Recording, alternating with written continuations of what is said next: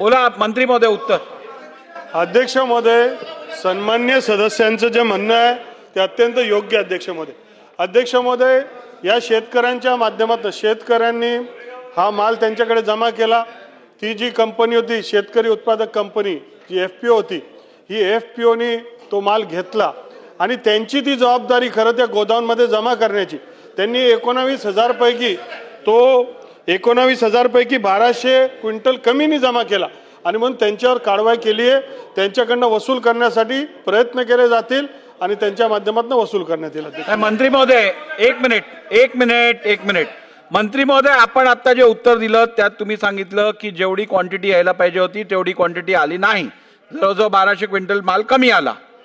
परंतु माल कमी आला असताना त्याचं पेमेंट कसं झालं? माल आधी यायच्या आधी पेमेंट नाही झालं अध्यक्ष महोदय। असं झालंय, विषय एक मिनिट जरा समजून घ्या। ऑनलाईन खरेदी जी आहे ती ऑनलाईन खरेदी शेतकऱ्यांकडनं येत असते। त्याच्यामध्ये सातबारा दाखवावा लागतो, आधार कार्ड द्यावा लागतो, हे सर्व प्रक्रिया। याच्यानंतर त्यांनी 19,700 क्विंटल ही त्या कंपनीने खरेदी केली आणि त्यांनी वखारच्या पावत्या शेवटी हे माल घेऊन गोडाऊनमध्ये जमा केला पाहिजे।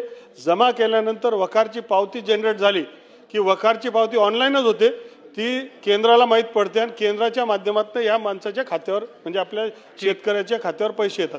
ही वखारच्या गोडाऊनमध्ये 18,400 तिथे जमा केले आणि म्हणून तो जो फरक आहे 1900 आणि 1800 मधला तो जो फरक म्हणजे 19,723 आणि 18,447 यातला जो फरक आहे तो 1297 क्विंटल ही कमी कस काय जमा झाला। ज्यावेळेस जुळवाजुळव केली तर ते लक्षात आलं की ते कमी झालं आणि त्यामुळे त्या शेतकऱ्यांकडनं ज्यावेळेस ईमेल आला की अजून आम्हाला पेमेंट मिळाले नाही, त्यावेळेस त्या संबंधित कंपनीवर कारवाई करण्यात आली।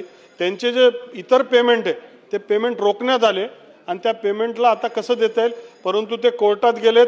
तो समोरचा जो कंपनीचा प्रमुख आहे ज्यांच्या बाबतीत आमदार साहेबांनी उल्लेख केला, प्रशांत वराडे, हे स्वतः हायकोर्टामधले वकील आहे। त्यांना नंतर मग अटक करण्याचा प्रयत्न केला, त्यांना त्याच्या माध्यमातून जामीन मिळाली आणि आता आपण सहकारी न्यायालयामध्ये तो कोर्ट ते दाखल करून त्यांच्यावर कारवाई आपण करतोय। मी आमच्या DMOलाही बोलवलंय या संदर्भात की असं कसं होतंय आणि म्हणून याच्यावर सखोल चौकशी करून आपल्याला ती माहिती घेऊन पुढच्या काळामध्ये याच्या माध्यमातून मार्ग काढण्याचा प्रयत्न होईल। जयंत पाटील साहेब।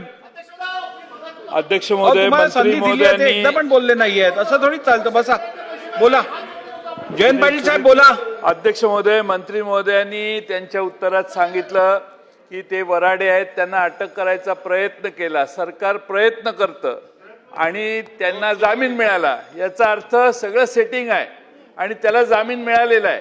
ठीक आहे अध्यक्ष महोदय, खरीपाचे पैसे अजून शेतकऱ्यांना मिळाले नाहीत, खरीपाचे पैसे मिळाले नाहीत, मागच्या वर्षीचे पैसे मिळाले नाहीत।